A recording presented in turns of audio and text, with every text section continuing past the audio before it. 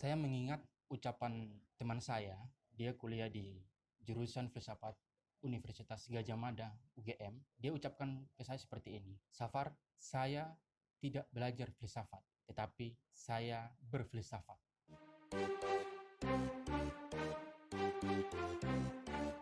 Kali ini saya akan mengulas satu buku tentang filsafat yang ditulis dengan sederhana, yaitu De Socrates Menjaga Kewarasan di Tengah Ketidakpastian, karya Eric Weiner, diterbitkan oleh Kanita pada November 2020. Ini buku terjemahan. Buku aslinya adalah dengan judul aslinya The Socrates Express in Search of Life Lesson from Dead Philosophers, diterbitkan oleh Avid Readers Press di tahun yang sama, 2020. Ini buku yang diterbitkan oleh Kanita, The Socrates Express. Oke. Ini pemberian dari teman dan saya barusan selesai baca di bulan Januari kalau tidak salah. Teman-teman sekalian, apakah filsafat sulit? Mungkin sulit bagi orang yang tidak pelajari filsafat. Apakah filsafat mudah? Belum tentu. Sebab banyak orang yang sudah membaca buku filsafat, mempelajari ilmu filsafat, tapi dia belum paham. Bahkan tidak paham apa yang dia baca. Di Indonesia, kita disuguhkan beberapa buku yang menurut saya mudah dicerna. Buku filsafat ya. Salah duanya adalah buku terjemahan juga, karya Justin Gardner, judulnya Dunia Sophie. Itu adalah novel.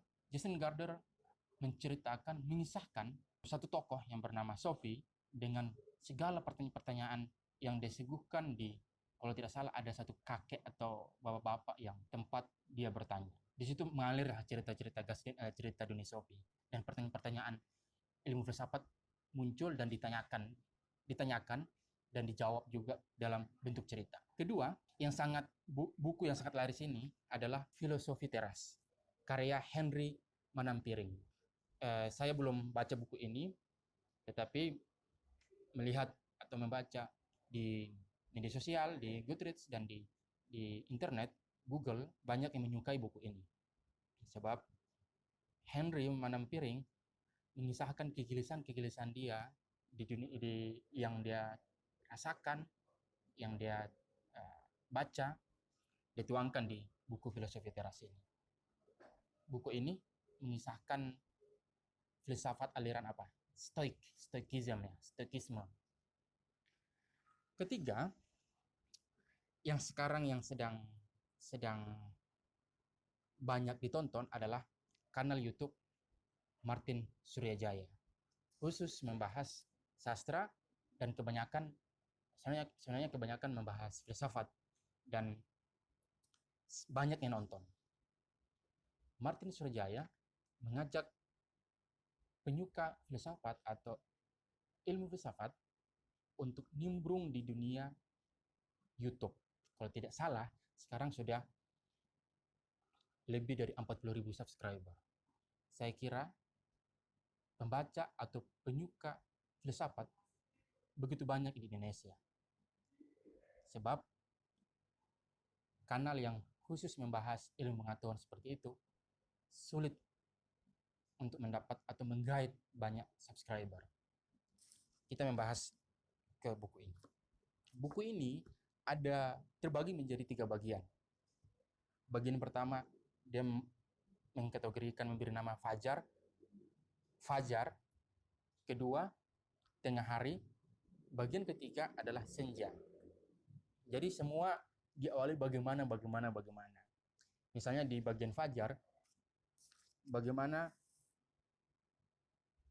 bangun dari rebahan seperti Marcus Aurelius, bagaimana melawan seperti Mahatma Gandhi, dan terakhir bagaimana menjadi kematian seperti Michel de Montaigne, seperti itulah. Ini diantar oleh Henry Manampiring dan menurut saya pengantarnya cocok. Jadi si Henry mengantarnya juga dengan epic, baik gitu, bagus. Tapi saya di sini hanya ingin mengambil 3 sampel saja. Bagian pertama, si Eric Wiener ini membaca buku Meditations karya Marcus Aurelius. Si Eric menceritakan tentang Marcus itu. Jadi Marcus ini adalah kaisar Romawi yang mana dia mempunyai 500.000 prajurit Romawi, menguasai seperlima populasi dunia. Dari Inggris ke Mesir, dari Samudra Atlantik ke Sungai Tigris. Sekarang Irak kalau nggak salah. Marcus Aurelius adalah seorang bangsawan pastinya dan sangat suka rebahan. Dia punya penyakit insomnia dan ada serangan panik ke dirinya gitu.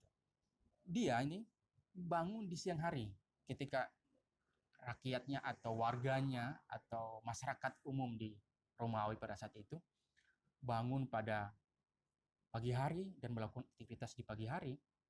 Si Marcus ini bangun pada siang hari dan melakukan aktivitas di sore hari dan malam hari.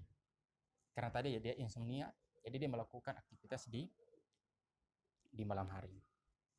Marcus lahir itu pada 12 April 121 Masehi dan meninggal 17 Maret 180 Masehi. Di sini si Eric membaca meditation sekitar 150 halaman, tipis sebenarnya, dan menceritakan ulang di bagian Marcus Aurelius tadi, dan membawa pembaca untuk menelusuri tempat kelahiran Marcus Aurelius. Gitu. Oke. Di bagian kedua, di tengah hari saya memilih profil Mahatma Gandhi. Gandhi lahir di Gujarat, India, Britania. Jadi pada saat itu India belum merdeka, jadi masih bagian dari Britania. Pada 2 Oktober 1869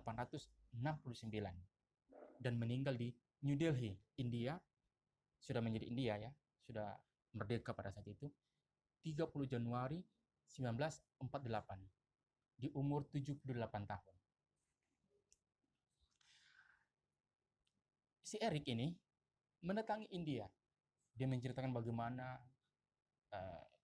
kekumuhan India pada saat itu dan bagaimana orang-orang India sangat menyukai, sangat mengagungkan, sangat menyanjung, sangat memuji tokoh spiritual ini, yaitu Mahatma Gandhi ini. Menurut Eric, Mahatma Gandhi ini mungkin tidak punya falsafah secara lisan ya, atau membuat teori filsafat dan dipelajari oleh banyak orang, tapi kata Eric, Mahatma Gandhi melakukan tindakan yang layak disebut filosof.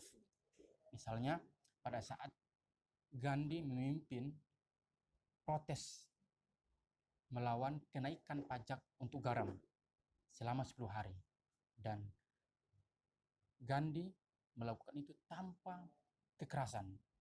Mereka pergi ke pantai dengan ribuan orang, mendatangi pantai, berjalan dan dihalangi oleh pasukan Inggris dan dipukul gitu ya, ada tindakan kekerasan di situ. Tapi pasukan yang dipimpin oleh Gandhi itu tidak melakukan perlawanan, terus berjalan sampai ke pantai. Dan ini sudah ada filmnya dan ada bukunya, ada biografi Mahatma Gandhi yang mengulas lebih detail tentang itu. Jadi menurut Eric, Gandhi layak untuk dibahas atau dipelajari tindakan-tindakannya, bahwa untuk memerdekakan suatu negara, Gandhi melakukan perlawanan tanpa kekerasan. India ini merdeka pada 15 Agustus 1947 pada tengah malam.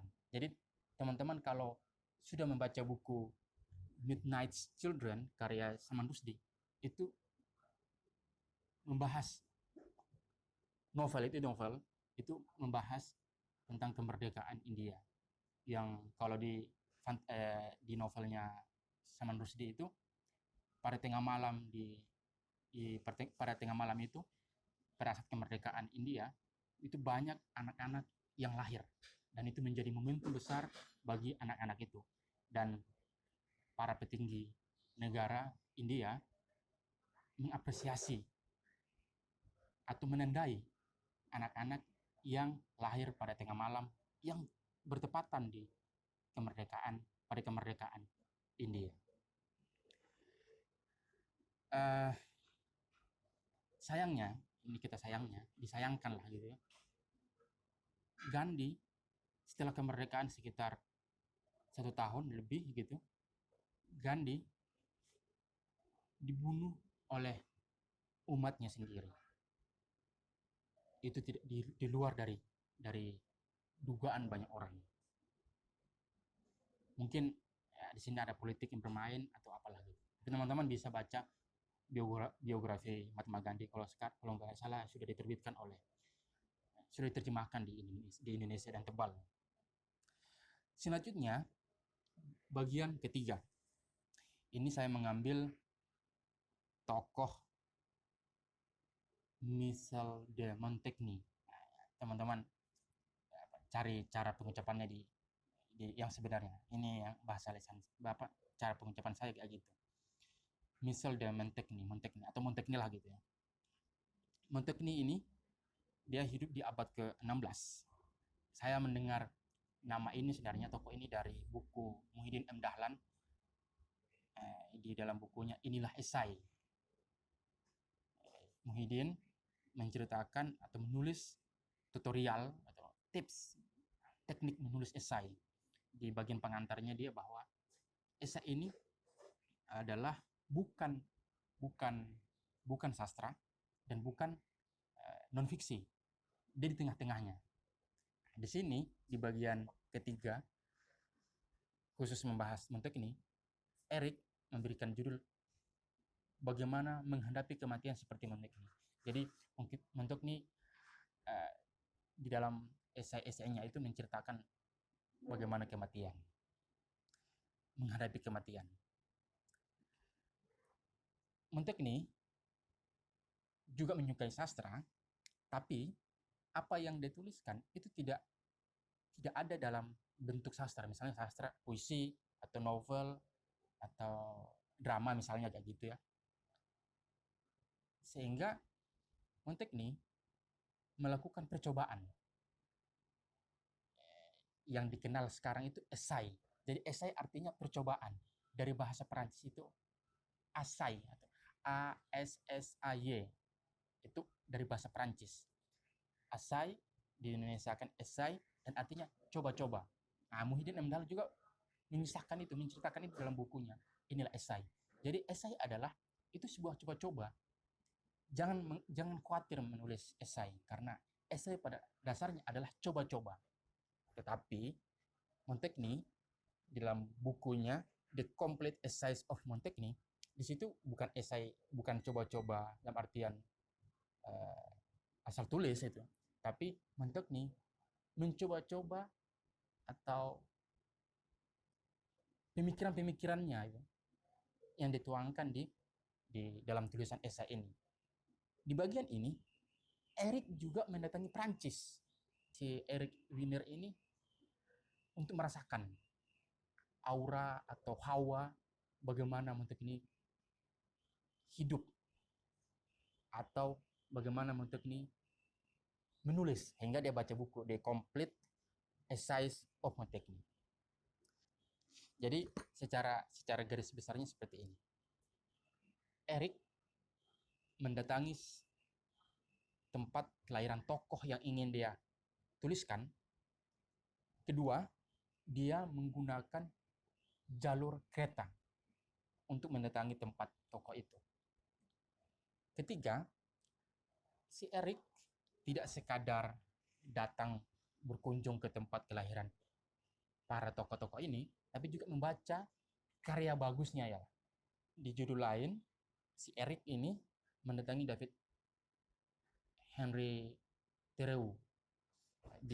Ada Danau Walden. Teman-teman kalau baca The Walden Terao ini tinggal di pinggiran Danau Walden selama sekitar 2 tahun. Di sana dia membuat gubuk kecil, dan si Terao menulis dalam buku The Walden. Dia mengisahkan selama 2 tahun dia itu ngapain. Dia bikin apa di sana. Saya baru tahu buku ini. Saya baru tahu Eric Weiner ini. Padahal dia sudah banyak melahirkan buku dan sudah diterjemahkan sekitar 4 buku dan oleh Kanita. Teman-teman, buku ini masih hangat di pasaran, di media sosial, di toko buku kesayangan Anda. Untuk ya setelah membaca Doni Sophie atau baca Henry Manampiring, teman-teman mungkin bisa untuk setidaknya menelusuri jejak-jejak tokoh-tokoh filsafat yang ada di dunia.